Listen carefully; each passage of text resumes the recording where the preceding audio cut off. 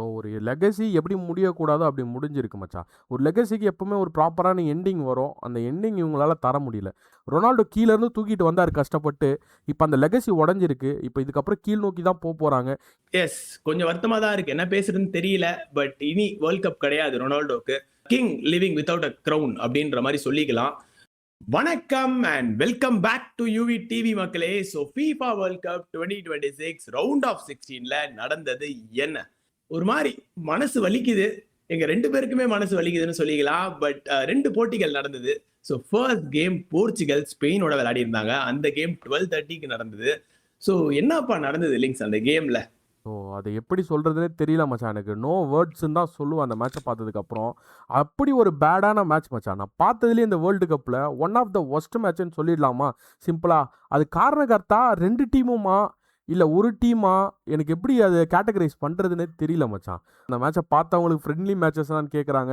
நம்ம பாய்ஸுமே ரொம்ப ஃப்ரஸ்ட்ரேட்டடாக ஆகிட்டாங்க. ஒரு கட்டத்தில் போர்ச்சுகல் சப்போர்ட் பண்ணவங்க இந்த டீம் டிசர்விங்கே இல்லை அப்படின்ற அளவு சொல்ல வந்துட்டாங்க. எனக்கு தெரிஞ்சு அந்தளவு தாக்கப்பட்டிருக்காங்கன்னே சொல்லலாம். அந்த மேட்சை பார்த்து ஒன்றுமே இல்லை மச்சான். அந்த மேட்ச்சில் பொசிஷன் தப்பாக ஆடுறாங்களா, ஓகே. மேனேஜர் டாக்டிக்ஸ் தப்பா, ஓகே. எனக்கு தெரிஞ்சு அதெல்லாம் இருந்தாலுமே பிளேயர்ஸோட பிரில்லியன்ஸ் நம்ம பார்த்துருக்கோம். சிங்கிளாக கேரி பண்ணி கொடுக்குற பிளேயர்ஸு அந்த ஆட்டிடியூட் இருக்கும். அந்த ஆட்டிடியூடாச்சும் அவனா காமிச்சிருக்கலாமே. சரி, மேனேஜர் இந்த பொசிஷன் ஆட சொல்லலாம், நீ மாறி ஏதாவது ரொட்டேட் பண்ணி, நம்ம பார்க்குறோம் ஃப்ரான்ஸில் ஒரு பொசிஷன் மாறுறாங்க டப்புன்னு இன்கேம்லேயே, அந்த மாதிரி ஏதாவது பண்ணியிருக்கலாம். ஏதாவது ஒரு இன்டென்ட் காட்டியிருக்கலாம். ஒரு பிளே வந்து நீ மாற்றி அட்டாக் பண்ணு, அந்த மாதிரி இருந்தால் கூட மேனேஜர் கூட எதுவுமே சொல்ல மாட்டார். சரி, ஏதோ ட்ரை பண்ணுறாங்கப்பா பாய்ஸ் அப்படின்னு கூட சொல்லலாம். எதுவுமே இல்லை மச்சான். அந்த சைடு நம்ம ஸ்பெயின் ஸ்டார்டிங் நல்லா ஸ்டார்ட் பண்ணாங்க. ஃபர்ஸ்ட் ஹாஃப் ஹைட்ரேஷன் பிரேக் இல்லை, ஃபர்ஸ்ட் ஹாஃபே ஓரளவு நல்லா போச்சு எனக்கு தெரிஞ்சு. ஸ்பெயினை பொறுத்த வரைக்கும் சான்சஸ் கிரியேட் பண்ணாங்க. பட் பார்த்தனா அவங்களுக்கு டீமே போக போர்ச்சுகலோட நோய் ஒட்டிக்கிச்சா என்னன்னு தெரியல. போர்ச்சுகலுக்கு ஈக்குவலாக ஆடுற மாதிரி இருந்தது. அவங்களுமே ரொம்ப ரஷ்டியாக இருந்தாங்க. ஒன்றுமே சான்சஸ் வரல. எனக்கு தெரிஞ்சு XG 0.0 கொடுக்கணும் மச்சான். எனக்கு தெரிஞ்சு போர்ச்சுகலுக்கு XG காலமே ஏறக்கூடாது. அந்த மாதிரி தான் இருந்தது. அவங்களுக்கு ஃபைனலி ஒரு லூப் மாதிரி மிக்கல் மொரினோ வந்தார். ஒரு பாஸ் போவோம், டப்புன்னு கோல் அடிப்பாங்க. அதை தவிர்த்து அந்த மேட்ச்சில் எனக்கு தெரிஞ்சு பேசவே எதுவுமே இல்லை மச்சான். நீ என்ன நினைக்கிற அந்த மேட்சை பற்றி? எஸ், அப்படிதான் இருந்தது. பட் ஃபர்ஸ்ட் ஹாஃப்ல ஆக்சுவலா கொஞ்சம் பார்க்கறதுக்கு கொஞ்சம் அட்ராக்டிவா இருந்த மாதிரி இருந்தது. ஸோ ஸ்டார்டிங்கே வந்து ஸ்பெயினுக்கு ஒரு சான்ஸ் வரும். ஸோ அதை வந்து நம்ம ஒயர் த பால் அடிப்பார் லெஃப்ட் ஃபுட்ல. ஃபர்ஸ்ட் இனிஷியலா ஆஃப் சைடு அப்படின்னு நினைப்பாங்க. பட் பார்க்கும்போது ஆன் சைட் மாதிரி தான் இருந்தது. பட் ஷாட் வந்து வைடா போச்சு ரைட்ல. பட் அதுக்கப்புறம் வந்து நூனோ மெண்டஸ் கிட்ட இருந்து ஒரு போஸ்ட் வரும். ஸோ ஒரு டிஃப்ளெக்ஷன்ல ஒரு போஸ்ட் அடிப்பாரு. And goalkeeper Diogo Costa திருப்பி சேவ் பண்ணிட்டே இருந்தார் இந்த மேட்ச்ல. ஸ்பெயின் ஷாட்ஸ் எடுத்தாங்க, இல்லாமலாம் கிடையாது. ஃபர்ஸ்ட் ஹாஃப்ல 2 பேருமே ஆடினாங்க. ஒரு 10 நிமிஷம் போர்ச்சுகலுக்கு ஒரு நல்ல மொமெண்டம் இருந்தது. ஆனா வெறும் ஒரு 10 நிமிஷம் தான் இருந்தது. ஸோ செகண்ட் ஹாஃப்ல நிறைய எதிர்பார்ப்புகள் இருந்தது. போர்ச்சுகல் இது பண்ணுவாங்க, அது பண்ணுவாங்க, இனி டாக்டிக்ஸை மாத்த போறாங்களா, 4-2-3-1ல இருந்து 4-4-2ல தான் போறாங்களா, பிளேயர்ஸ் யார் வருவா அப்படின்ற மாதிரிலாம் இருந்தது. பட் சீரியஸாவே கொஞ்சம் வருத்தமா தான் இருக்கு இந்த மேட்சை பார்த்தது. அண்ட் நம்ம நிறைய பேர் இல்லை இதுல இனிமே சம்மரைஸ் பண்ணோம்னா 2 விதமா பிரிக்கலாம். ஃபர்ஸ்ட் நான் மேனேஜரை சொல்லுவேன். ரொபர்ட்டோ மார்டினஸை நம்பி போனாங்க. அண்ட் அவர் என்ன பண்ணாரு அப்படின்னு பார்க்கும்போது பிளேயர் செலெக்ஷன். ஸோ ஒரு மெயின் த்ரெட்டா இருந்தது அது. ஸோ ஒரு மேட்சுக்கு ஒரு பிளேயரை விளையாடுறாங்க. அந்த பிளேயர் சரியா விளையாடலன்னா அதே பிளேயருக்கு திருப்பி போறாங்க. ஸோ ஓகே, உஸ்பெகிஸ்தான் கிட்ட விளையாடுறாங்க. அங்க ஒரு ஸ்குவாடை சூஸ் பண்றாங்க. அந்த ஸ்குவாட் அந்த டீம் கிட்ட நல்லா விளையாட அதே ஸ்குவாட் வச்சே போயிடுறாங்க. ஒரு ஸ்குவாட் ரொட்டேஷன் பண்ணணும்னு பேர்ல பண்ற மாதிரி இருந்தது. ரஃபேல் லியோ ஒரு மேட்ச்ல சூப்பரா விளையாடுறாரு. அதாவது ரவுண்ட் ஆஃப் 32ல குரோஷியா கிட்ட அவர் ஸ்டார்ட் பண்றாரு. அண்ட் ரவுண்ட் ஆஃப் 16ல எகெயின்ஸ்ட் ஸ்பெயின் அவர் ஸ்டார்ட் பண்ணல. என்ன ரீசன் தெரியல. அண்ட் அவர் வராரு. அதுக்கப்புறம் கேம் ஃபர்தரா வரும்போது அவர்கிட்ட இருந்து ஒரு நல்ல பெர்ஃபார்மன்ஸ் வருது. ஒரு மாதிரி இன்டென்ட் காட்ட ஆரம்பிக்கிறார்.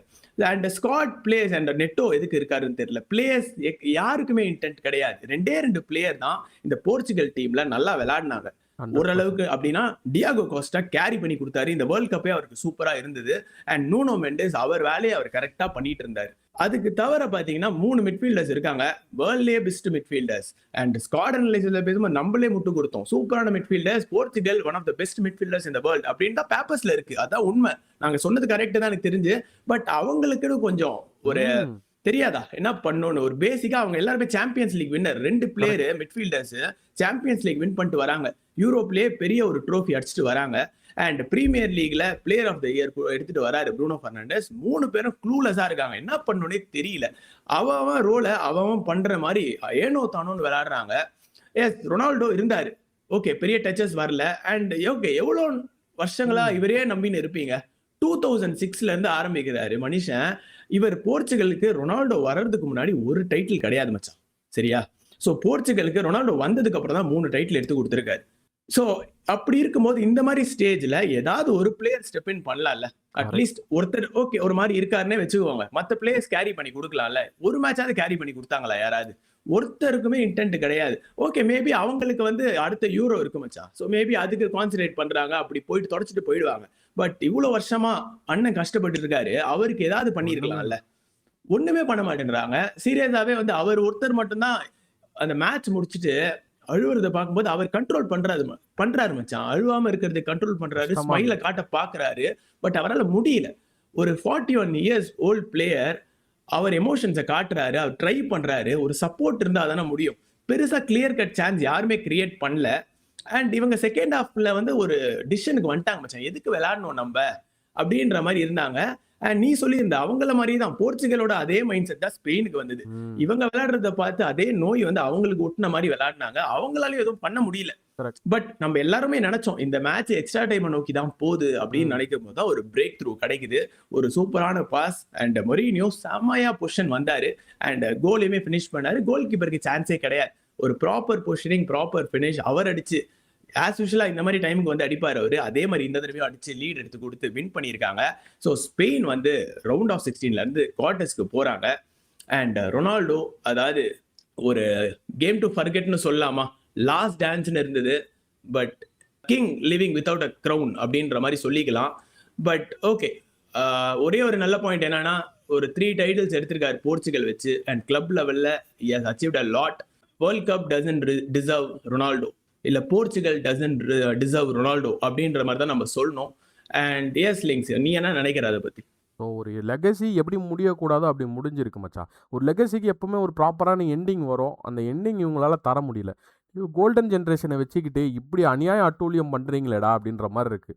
ஒரு ட்ரிபிள் பண்ணலாம், ஒரு பாஸ் பண்ணலாம். நீ சைடு பாஸ் போடுறதுக்கு நம்ம சொல்கிறோம் லிட்ரலி. அவங்களுக்கும் சோஷியல் மீடியா பார்க்குறாங்க, அவங்களுக்கும் தெரியுது இந்த தான் கிரிட்டிசைஸ் பண்ணுறோம். அவங்களும் போய் அனலைஸ் பண்ணுறாங்க கேமை. சைடு பாஸ் போகுது, நம்ம கொஞ்சம் டேரெக்டாக ஒரு பாஸ் 2 பாஸ் போடுவோம், ரொனால்டோக்கு நிறைய சான்சஸ் கொடுப்போம்னு பார்த்தா ஹார்ட்லி 2-3 சான்ஸ் தான். அவர் டச்சஸே ஒரு 10-15 டச்சஸ் தான் இருக்கும் மச்சான். நம்ம அவரை ப்ளேம் பண்ணவே முடியாது எனக்கு தெரிஞ்சு. நீ ஏதாவது பண்ணியிருந்திருக்கலாமே, ஏதாவது பொசிஷன் மாற்றி ஆடுங்க, ஏதாவது சேஞ்ச் பண்ணுங்க. ஒன்றுமே பண்ணலை. இன்டென்ட் பண்ணலாம், பார்க்கலாம், ஏதாவது நடத்தலாம். ஒன்றுமே கிடையாது. கேம் போகிற போக்கிலேயே போவோம். சப்புமே அவ்வளோ லேட்டாக எடுத்துகிட்டு வராங்க மச்சான். உனக்கு ஹார்டாக போகணுன்னா 60th மினிட்குள்ளேயே சப்பை கொண்டு வரணும். அதே மாதிரி போன மேட்ச்சில் நீ பண்ண அதை ப்ரில்லியண்ட்டாக பண்ண. 4 சப்பை இறக்குன, அடித்து உடச்சி இந்த மாதிரி தான் பண்ண போகிறோன்ட்டு. அப்போ தெரிஞ்சது உனக்கு யார் டிஃப்ரென்ஸ் மேக்கரு அப்படின்ட்டு. அதே 4 சப்பை இங்கே ரிப்பீட் பண்ணியிருக்கலாமே. கான்சாலோ ராமோஸ் ஏன் வரல? ஏதாவது ஒன்று பண்ணி எடுத்துகிட்டு வந்திருக்கலாமே. உனக்கு வின்னர் அடிச்சு கொடுத்தாருல கடைசியில் போன வாட்டி. அந்த மாதிரி ஒரு இது ஃப்ளாப் சீன் மச்சான். எனக்கு தெரிஞ்சு ரொபர்ட்டோ மார்டினஸ் சாக் பண்ண போகிறாங்க. போர்ச்சுகல் டீம் எதை நோக்கி போகுதுன்னு நமக்கு தெரியல. அவங்க கோயிங் ஃபார்வர்ட் ரொம்ப டிப்பில் தான் போகிறாங்க. நம்ம அண்டர்டாக்ஸ் நிறைய பேர் பார்க்குறோம். இதே கீழேருந்து மேலே இருந்து வராங்க. ரொனால்டோ கீழேருந்து தூக்கிட்டு வந்தார் கஷ்டப்பட்டு. இப்போ அந்த லெகசி உடஞ்சிருக்கு. இப்போ இதுக்கப்புறம் கீழ் நோக்கி தான் போகிறாங்க. எனக்கு தெரிஞ்சு ஹோப்ஸே இல்லை இதுக்கு மேலே போர்ச்சுகலுக்கு. ரொனால்டோ போனதுக்கப்புறமும் டீம் எப்படி பில்ட் பண்ணி யார் வந்து மேனேஜ் பண்ண போகிறா, எங்கே எதை நோக்கி பயணம் பண்ண போகிறாங்கன்னு தெரியல.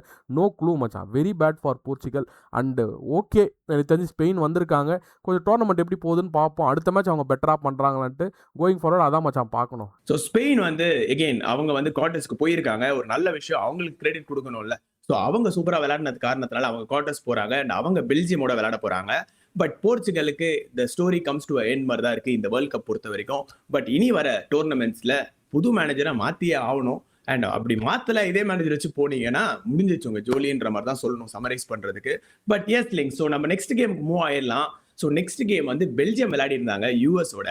ஸோ அந்த கேம்லயுமே நிறைய எதிர்பார்ப்புகள் இருந்தது. ஸோ யூஎஸ்ல வந்து நிறைய கான்ட்ரவர்சியா வச்சிருந்தாங்க. பேலகன் ஸ்ட்ரைக்ல எப்படி வந்தாரு, ரெட் கார்டு எப்படி அவருக்கு கொடுத்தாங்க, எப்படி அதை சஸ்பெண்ட் பண்ணாங்கன்ற மாதிரிலாம் இருந்தது. பட் இன்னொரு சைட்ல பெல்ஜியம் வந்து ஆட்டம் வெறித்தனமாக்கி விட்டாங்க. ஸோ அந்த மேட்ச் பத்தி என்ன நினைக்கிறேன்? அந்த மேட்ச் எப்படி போச்சு? எனக்கு தெரிஞ்சு நம்ம பார்த்த மேட்ச்சுக்கு அப்படியே ஆப்போசிட் மேட்ச் மச்சான். ஸோ ஃபுல் கோல்ஸு எது சூப்பராகவே ஆடினாங்கன்னு சொல்லலாம். பெல்ஜியம் ஸ்டார்டிங்லேருந்து அந்த ஃபஸ்ட்டு விசில் அடிச்சதுலேருந்து சூப்பராக ஆட ஆரம்பித்தாங்க. அட்டாக் மேலே அட்டாக்கு. எனக்கு தெரிஞ்சு நம்ம கிரிட்டிசைஸ் பண்ணியிருந்தோம் டி கேட்டலாராக்கு கோல்ஸ் வர மாட்டேங்குது, எதனால் லுக்காக்குவே ஸ்டார்ட் பண்ணலாமா அப்படின்ற மாதிரி. இந்த மேட்ச் அவர் வந்தார். எனக்கு தெரிஞ்சு பெல்ஜியம் பார்த்தா ரைட் டைமில் பீக் அடிக்கிறாங்களோ எனக்கு என்னமோ தோணுது மச்சான். ஏன்னா போன மேட்ச் ஒரு நல்ல மேட்ச் மொமெண்டம்லேருந்து எடுத்துகிட்டு வந்தாங்க. கையில் இந்த மேட்சை விட்டாங்க செனகல். ஸோ கோல் லீடு எடுத்து இவனுங்க அதுக்கப்புறம் டீலெமன்ஸ் வந்து கேரி பண்ணி கொடுத்தாரு. இந்த மேட்ச் நோ லுக்கிங் பேக். எனக்கு தெரிஞ்சு துண்டா ஆடினாங்க. டி கேட்டலாரா ஃபஸ்ட்டு ஒரு கோல் அடிப்பார். அதுக்கப்புறம் இவங்களுக்கு யூஎஸ் ஆக்சுவலாக ஈக்குவலைஸ் பண்ணுவாங்க ஃபர்ஸ்ட் கோலுக்கு. டில்மேன் ஒரு ஃப்ரீ கிக் அடிப்பார். எனக்கு தெரிஞ்சு வாலில் பட்டு டிஃப்ளெக்ட் ஆகி உள்ளே போவோம். கோர்ட்டுவாக்கு நோ க்ளூ. ஸோ அதுக்கப்புறம் பார்த்தோன்னா உடனே வித்தின் 2 minutes டிகெட்லராக ஒரு ஹெட்டர் பண்ணி எனக்கு தெரிஞ்சு 2-1 ஆக்குவாங்க. ஃபர்ஸ்ட் ஹாஃப் முடியும். திரும்பி கோல் கீப்பர் கிட்டேருந்து ஒரு எரர் செகண்ட் ஹாஃபில். அதை கன்வெர்ட் பண்ணி வேனக்கன் ஒரு கோல் அடிப்பார். திரும்பி நம்ம லுக்காக்கு கடைசியாக வருவார். அவருமே ஒரு கோல் அடித்து எனக்கு தெரிஞ்சு ஒனானாக்கு ஒரு இது சொல்லுவார். எனக்கு தெரிஞ்சு டிஷர்ட்டை காமிப்பார் அவர் இன்ஜுரியில் இருக்காருன்றதுக்காக. ஒரு சூப்பராக இருந்தது. கடைசியில் ஒரு சம்பவம் பண்ண மாதிரி ட்ரம்ப்போட டான்ஸை போடுவாங்க மச்சான் லுக்காக்கு கோல் அடித்த பிறகு.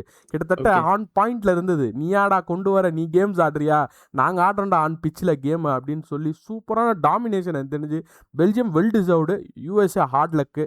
மேபி அது பேக் ஃபயர் ஆயிருக்கா, அந்த பேலகன் அந்த சோஷியல் மீடியா ஹைப்பு அதெல்லாம் போய் அவங்க மைண்டில் ப்ளே பண்ணியிருக்கா எனக்கு தெரியல. பொச்சட்டினியும் செம ஃப்ரஸ்ட்ரேஷன். எனக்கு தெரிஞ்சு கிட்டத்தட்ட அந்த இதெல்லாம் எட்டி எட்டி உதைக்கிறாரு. ஒரு மாதிரி ஆயிட்டாரு. செம play from Belgium. Looking forward அடுத்து ஸ்பெயின் கூட எப்படி ஆட போகிறாங்கன்ட்டு. எஸ் அண்ட் ஆல்சோ எஸ் ரொம்ப ஃப்ரஸ்ட்ரேஷன்ல இருந்தாங்க யூஎஸ் அண்ட் அவங்களால எதுவும் பண்ண முடியல மச்சான். உண்மை கரெக்ட். அதான். பெல்ஜியம் வந்து எல்லாத்துலயுமே வந்து ஆக்குபை ஓன் பண்ணிட்டாங்க. பண்ணிட்டாங்க. So yes. நீ சொல்லியிருந்த போச்சட்டினியோ வந்து ரொம்ப டிராமட்டிக்கா இருந்தாரு. அங்க பாட்டில்ஸ் எல்லாம் அடிச்சு உடைக்கிறாரு அண்ட் அவரால் என்ன பண்ண முடியும்ன்ற மாதிரி தான் இருந்தது. அண்ட் பிட்ச்ல வந்து பெல்ஜியம் ஓன் பண்ணிட்டாங்க. எஸ். அண்ட் மெயின் ரீசன் வந்து 2 எரர் யூஎஸ் பண்ணாங்க. ம். சீரியஸாவே அது வந்து ரொம்ப ஒரு பிளேட்டன்ட் எரர் மாதிரி தெரிஞ்சது. கோல் கீப்பர் அந்த எரர் ஆகட்டும் சரி, அதுக்கப்புறம் ரிச்சர்ட்ஸ் ஒரு எரர் பண்ணியிருப்பாரு. கரெக்ட். அந்த 2 எரரையுமே பெல்ஜியம் சூப்பரா யூட்டிலைஸ் பண்ணிட்டாங்க. லுக்காக்கு கிட்ட இருந்து எப்போ வந்தாலும் கோல் வருதுப்பா, மனுஷன் என்னப்பா திடீர்னு இப்படி ஆயிட்டாருன்ற மாதிரி தான் இருந்து. அண்ட் டி கட்லராக்கு 2 கோல் வந்திருக்கும். அண்ட் வெனக்கன் அவருமே வந்து சூப்பரா விளையாடி இருப்பாரு இந்த கேமை. அண்ட் ஓவராலா பெல்ஜியம் டிசர்வ் டு சூப்பரா கோ இருக்கு. To quarters. அண்ட் அவங்க ஸ்பெயின் கூட விளையாட போறாங்க. அது ஒரு சூப்பரான ஒரு போட்டியா இருக்க போகுது குவார்டர்ஸ் பொறுத்த வரைக்கும். அண்ட் இதெல்லாம் தான் பாய்ஸ் இந்த போஸ்ட் மேட்ச் அனலைசஸ் நடந்தது என்னால இருக்கு. அண்ட் நீங்க என்ன நினைக்கிறீங்க? போர்ச்சுகல் வந்து அவங்க எங்க விட்டாங்க? அண்ட் அண்ணனை பத்தி என்ன நினைக்கிறீங்க? எவ்வளவு அந்த மேட்சை லைவா பார்த்துருப்பீங்க நான் நம்புறேன். ஸோ உங்களுக்கு எப்படி இருந்தது? ஸோ உங்க ஒப்பீனியன்ஸ் எல்லாமே மறக்காம கமெண்ட்ல சொல்லுங்க. அண்ட் பெல்ஜியம் யூஎஸ் மேட்ச்லயுமே என்ன நடந்ததுன்றத டெஃபினட்டா கமெண்ட்ல சொல்லுங்க. அண்ட் லிங்க்ஸ் வேற ஏதாவது இருக்கா சம்மரைஸ் பண்றதுக்கு? எனக்கு தெரிஞ்சு சூப்பராக போயிருக்கு மச்சான் ரெண்டாவது மேட்ச் ஃபர்ஸ்ட் மேட்சை கம்பேர் பண்ணும்போது. ஸோ ஒரு சோகமாக இருக்குது. எல்லா கோட்ஸுமே வெளில போகிறாங்க. எனக்கு தெரிஞ்சு நம்ம லெஜெண்டரி பிளேயர்ஸ் நேமார் போனார் நேற்று. அதுக்கு இன்னைக்கு வந்து ரொனால்டோ போயிருக்காரு. ஸோ நாளைக்கு மெஸ்ஸியா அப்படின்ற மாதிரி இருந்ததுன்னா மனசு ஏற்றுக்காதுப்பா. எனக்கு தெரிஞ்சு அப்படி தான் போகுது, அதை நோக்கி தான். பட் மெஸ்ஸி மட்டும் தான் இப்போதைக்கு சர்வே ஆகிட்டு இருக்காரு. ஸோ அவர் நல்லா பண்ணிட்டோன்னு நம்ம யூஇடி சார்பாக கேட்டுக்கொள்கிறோம். ஸோ அதனால் எப்படி போகுதுன்னு பார்ப்போம். அதே மாதிரி இன்னைக்கு வாட்ச் எல்லாம் போகலாம் மச்சான் அர்ஜென்டினா மேட்ச்சுக்கு. Yes yes. ஸோ 9:30க்கு அர்ஜென்டினா ஈஜிப்ட் விளையாடுறாங்க பாய். ஸோ அந்த மேட்ச் லைவா வாட்ச் அலாங் எங்க கூட சேர்ந்து நீங்களும் பாருங்க. அண்ட் ஆஸ் யூஷுவலா சொல்றதுதான். ஸோ பாய்ஸ் மறக்காம லைக் பண்ணாம இருந்தீங்கன்னா லைக் பண்ணுங்க. அண்ட் உங்க ஃபுட்பால் பார்க்குற ஃப்ரெண்ட்ஸ் எல்லாருக்குமே இந்த வீடியோவை ஷேர் பண்ணுங்க. அண்ட் புதுசா பார்க்குற பாய்ஸ் மறக்காம சப்ஸ்கிரைப் பண்ணிடுங்க. மீண்டும் நெக்ஸ்ட் வீடியோல உங்களை சந்திக்கிறோம். Until then it's bye from both of us. நன்றி, வணக்கம்.